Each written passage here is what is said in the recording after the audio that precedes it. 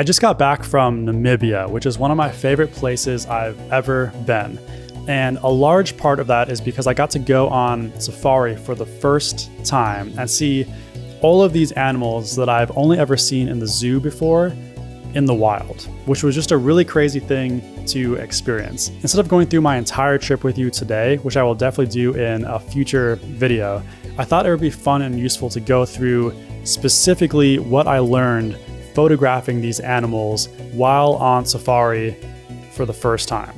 I'm gonna go over things like what gear to bring, what to consider when looking at which companies to book these game drives with, what clothes to wear, how many days you need to spend to come away with some great photos, and show you some of the footage I managed to capture out there myself. So with all that said, let's get into the video.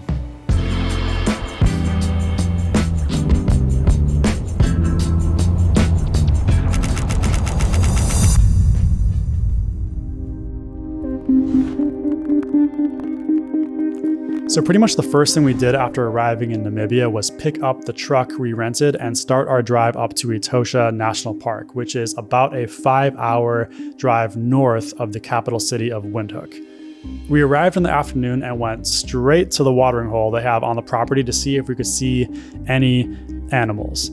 At first we were a little disappointed because there were basically no animals to be seen whatsoever, except for some birds and this one tiny turtle, which no disrespect to this turtle, but it was a little underwhelming compared to what we were hoping to see out there. But then, as the sun went down, all the animals started to emerge from the brush in the distance.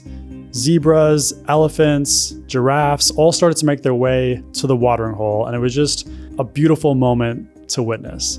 Tom, who is one of the guys I was traveling with, actually said that this was his favorite moment of the entire trip. So my favorite moment of the whole trip was definitely in Etosha. We were having our first sunset there and we beelined it to the watering hole, and that was the first time I saw some wild elephants. I've seen them in captivity before, but it's definitely a different vibe seeing them in their element in the wild. It was definitely a special moment for me as well, seeing these animals in the wild for the first time, but there was plenty more to come over the next few days. So while it was a great welcome to see the animals come through the watering hole on the first night, the next day it was time for the main reason we were there, to go out on game drives to see what wild animals we could find on the over 8,500 square miles of land that Etosha National Park covers. So I'm currently here in Etosha National Park in northern Namibia, and I am not kidding you when I say that right now, as I'm filming this, I can literally see a bunch of zebras and a few giraffes, like just over there right next to where we're camping. So it's already been a very just incredible experience to be able to see some of these animals in the wild for the first time ever. But I'm hoping that it gets even better because we're going on some game drives later. So we have one drive out this afternoon and then another one in the evening. And then the one that I'm probably the most excited for, which is tomorrow morning for sunrise. So I think we're going to get some really nice sunrise. Sorry, I'm getting distracted by all the animals. Some really nice sunrise light on the animals that we find out there. Over the next few days, we went on a number of game drives through the park as well as some self-drives, but I think my favorite one was, as predicted, the game drive we did at sunrise, although it didn't start off all that exciting. So we just got back from the sunrise game drive. I'm here with Tav. At first, I don't know about Tav, but at first I was a little disappointed because we were driving out there and it was beautiful to see the sunrise, but there were not that many animals at the start. We definitely were starting to get a little anxious as we kept driving in a direction that didn't seem to have any animals out and about. But this is one of the things I learned, is to trust the game drivers because they have information that we do not have access to. Apart from their years of experience driving in the park, they all have radios that they are communicating on in order to locate the animals. So what we didn't know, as we were driving along this dirt road seeing absolutely nothing, except for actually we did see one animal. The king of the African safari, that is the honey badger. We saw true. saw a honey badger. We did see a honey badger. What is a fucking honey badger? But yes, what we didn't know was that our driver had a plan.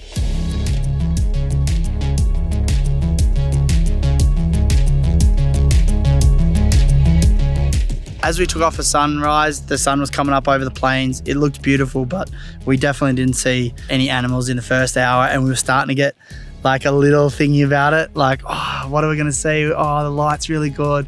And then we saw a couple of oryx and a couple of zebras, and then from that point on, there was just like, there's a lion in the distance and a lioness, and then there's an oryx, and they were kind of like stalking it. That's right. We were heading in that direction because there was, in fact, a lion and a lioness on the hunt, which, as far as I can tell, is pretty rare to see since lions normally do their hunting at night. But here we were, observing these lions slowly making their way across the plains with an oryx in their sights in the early morning hours of the day.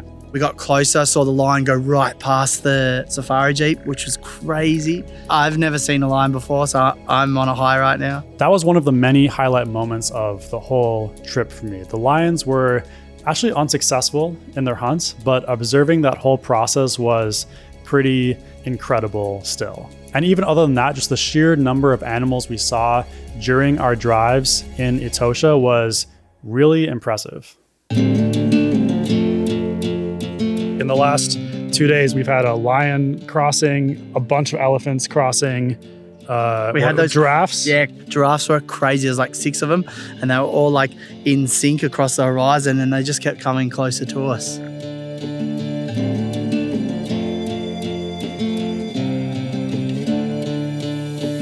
So it's one thing to see all of these animals, but what is the best way to actually capture photos and videos while on safari?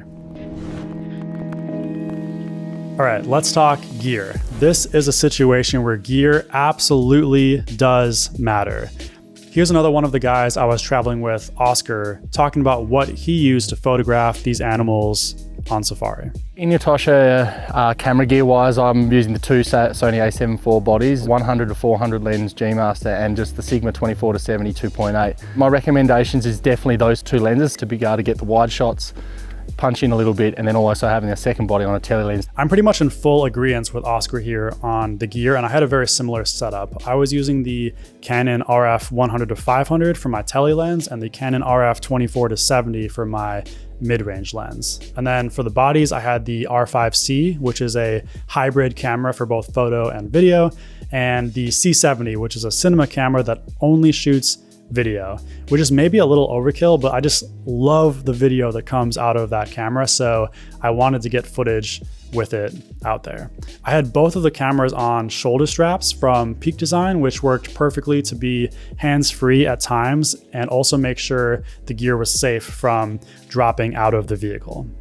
I would say the majority of animal shots I got in Etosha were on the 100 to 500, since a lot of the time the animals were fairly far from the vehicle, but I learned that this depends a lot on where you go on safari as well. I did a safari in Sri Lanka probably 2 months ago in Yala National Park. And obviously we did the one in Etosha here in Namibia. And there's similarities, but there's a lot of differences in them. In Etosha, we were always using tele lenses, and while there was probably way more animals in Etosha and way more animal sightings, they were always at a real large distance away, whereas in Sri Lanka, families and herds of elephants and water buffalo were literally coming up right next to the car, so we might have been using the 24 to 70 in Yala National Park in Sri Lanka, or the GoPro even. I was using the GoPro at sometimes, whereas the whole time we were in Etosha, it was pretty much tele lenses. So that is something to keep in mind, that it does change a little depending on where you are. But in general, I think if you have a telephoto lens in the 100 to 400 or 100 to 500 range, along with a mid-range lens, you'll be pretty well covered almost anywhere you go on safari.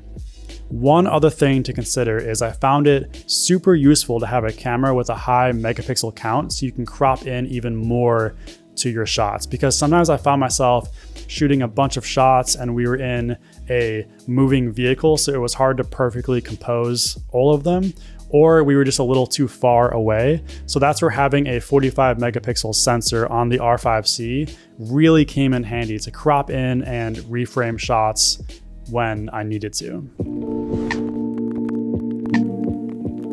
Okay, so there are a few things I learned you should consider when planning your trip if you're hoping to get the most out of your safari experience. First, the location matters. For example, like I mentioned, in Etosha, we saw a lot of animals, but many of them were fairly far away to grab photos of. But in Sri Lanka, when Tav went, he found that the animals, for whatever reason, were far more likely to be closer to you. But Etosha was a perfect place to go for a first experience doing this because you're pretty much guaranteed to see a large variety of animals if you stay for more than a day. The second decision is how much time to spend, and this depends a little bit on what your goals are. We stayed for 3 nights in Etosha, and I think that was a pretty good amount of time to give plenty of opportunities to get photos and videos of a variety of animals.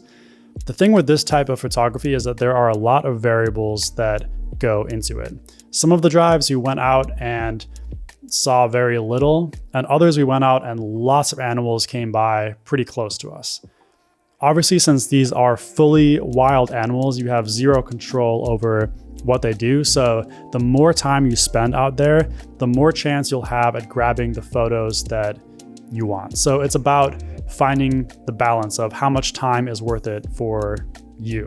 The third thing is just a quick mention on clothing to bring. I would definitely recommend picking up some lightweight long sleeves. I just got a couple basic ones from REI and they were perfect since it was super hot out there, but when the vehicles are driving, there's no wind protection, no windows or anything, so it can get a little chilly in between stops. Or on the early morning drive, for example, it started very cold and then got warmer as the sun came up partway through the drive. So having a couple long sleeve layers was very useful. And lastly, make sure to look up ahead of time what medication or vaccines you might need in order to travel to wherever you're going.